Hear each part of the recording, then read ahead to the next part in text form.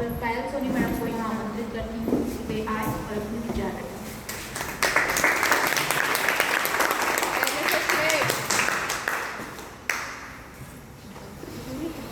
Hello बच्चों, आज यहाँ पर मैं आपको ऊर्जा संरक्षण के बारे में कुछ जानकारी दूंगी, जो कि हमारे जीवन का एक बहुत ज़्यादा महत्वपूर्ण विषय है। ठीक है, ऊर्जा संरक्षण, एनर्जी कंजर्वेशन की यदि हम बात करें तो आप बता सकते हैं एनर्जी कंजर्वेशन का अर्थ क्या होता है? जो एनर्जी अवेलेबल है उसको कंजर्व करके रखना। ठीक है, हम लोग क्या करते हैं नॉर्मली क्या होता है कि जहाँ पर हमें जैसे मान लीजिए एनर्जी अपनी लगाने की ज़रूरत नहीं है, वहाँ भी हम लोग बेवजह अपनी एनर्जी यूज़ कर लेते हैं, और जिस वक्त हमें अपनी एनर्जी की ज़रूरत होती है वहाँ पर एनर्जी खत्म हो चुकी है। एनर्जी के बारे में समझने के लिए एनर्जी कंजर्वेशन को जानने से पहले हम लोग ये थोड़ा सा डिस्कस करते हैं एनर्जी सोर्सेज के बारे में। ठीक है, एनर्जी सोर्सेज की अवेलेबिलिटी उसको हम दो भागों में डिवाइड कर सकते हैं। नॉन रिन्यूएबल एनर्जी सोर्सेज, अनवीकरणीय ऊर्जा स्रोत, और दूसरा होता है नवीकरणीय रिन्यूएबल एनर्जी सोर्स। तो जो नॉन रिन्यूएबल एनर्जी रिसोर्सेज हैं वो अर्थ में लिमिटेड मात्रा में उपस्थित हैं। ठीक है, जैसे इसके एग्जांपल्स क्या हैं? पेट्रोलियम वो लिमिटेड है, कोल की यदि हम बात करें वो लिमिटेड है, नेचुरल गैसेस वो भी लिमिटेड है। और नॉन रिन्यूएबल एनर्जी सोर्सेज में wind energy, ocean energy, biomass energy, ये सभी चीज़ें आती हैं जो कि प्रचुर मात्रा में उपलब्ध है। तो एनर्जी कंजर्वेशन में सबसे पहला पॉइंट ये होता है कि हम नॉन रिन्यूएबल एनर्जी रिसोर्सेज का कम से कम उपयोग करें और रिन्यूएबल एनर्जी रिसोर्सेज का ज़्यादा से ज़्यादा उपयोग करें। ठीक है, आजकल क्या होता है, अधिकतर हम लोगों ने ये आदत बना रखी है कि हमें थोड़ी दूर भी जाना है तो हम लोग अपनी व्हीकल से ही जाते हैं, जबकि हम पैदल चल के वहाँ तक जा सकते हैं। ठीक है, तो आज से आप लोग ये प्रण ले लीजिए कि हमको जब व्हीकल की ज़रूरत होगी, बहुत ज़्यादा दूरी जाना होगा, तभी हम व्हीकल को यूज़ करेंगे।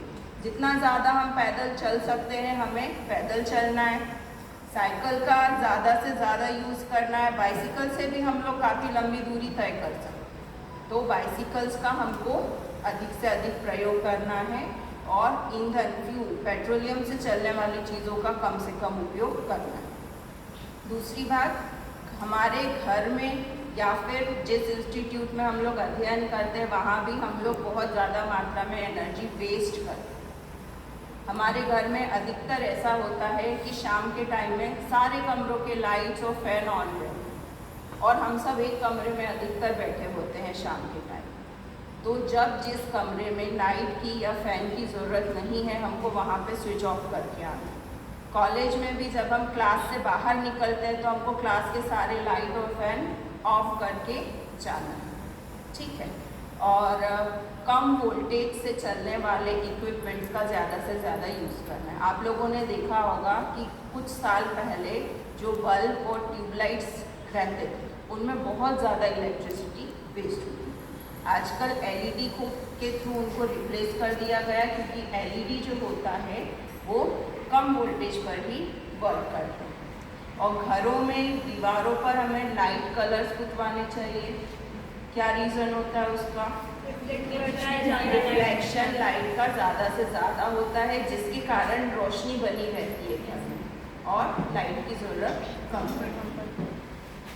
इसके साथ ही साथ एक और मेन चीज़, जैसे रिन्यूएबल एनर्जी सोर्सेज में मेन हम लोग देखें सोलार एनर्जी। सोलार एनर्जी का ज़्यादा से ज़्यादा उपयोग करें, क्योंकि सोलार एनर्जी के लिए हमें किसी तरीके से कुछ पे नहीं करना पड़ता। ठीक है, सन का जो लाइट है उसके जो रेडिएशन है वो हमें अर्थ पर फ्रीली अवेलेबल है, और हमें पता है कि वो जो सूर्य है उसकी लाइफ बहुत ज़्यादा है, तो लंबे समय तक हमको इसमें जब तक अर्थ है तब तक तो हमें सोलार एनर्जी मिलती है। सोलार पैनल्स से चलने वाली चीज़ों को यदि हम घर में उपयोग करेंगे यदि हमारे घर में 2 बल्ब भी हम ऐसे लगा ले जो सोलार एनर्जी से चलते हैं, तो आप ये समझ लीजिए कि फ्री ऑफ कॉस्ट हमारा वो काम चलता है। घर में यदि हम सोलार वाटर हीटर लगाएंगे तो गीज़र में जो इलेक्ट्रिसिटी वेस्ट होती है या फिर एलपीजी से चलने वाले जो गीज़र्स हम लोग यूज़ करते हैं, तो वो फ्यूल्स हम लोग सेव कर सकते हैं। बायोमास एनर्जी के बारे में सुना है आप लोगों ने? गांव में आप लोगों ने देखा होगा गोबर गैस जो होती है उससे घरों में खाना पकाने का काम किया जाता है, ठीक है। तो बायोमास एनर्जी का भी ज़्यादा से ज़्यादा उपयोग करके हम एनर्जी को बचाते हैं।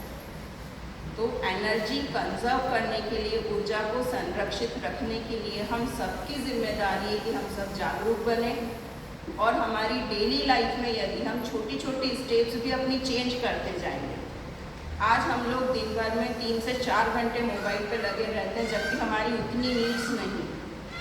बेवजह आप किसी भी चीज़ का उपयोग ना करें, जितना ज़रूरी हो उतना ही एनर्जी का यूज़ करें।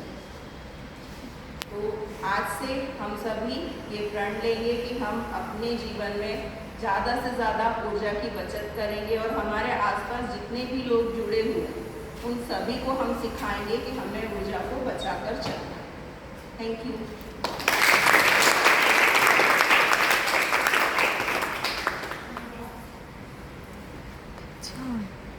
बहुत बहुत धन्यवाद मैडम। निश्चित ही यहाँ पर जितनी भी छात्राएं उपस्थित हैं आज ये संकल्प लेकर जाएंगी कि हमें जितनी ऊर्जा की आवश्यकता है उतने का ही प्रयोग करेंगे और जहाँ तक हो सके हम जो कम दूरी की जगह है वहाँ पर हम पैदल या फिर साइकिल का उपयोग करें।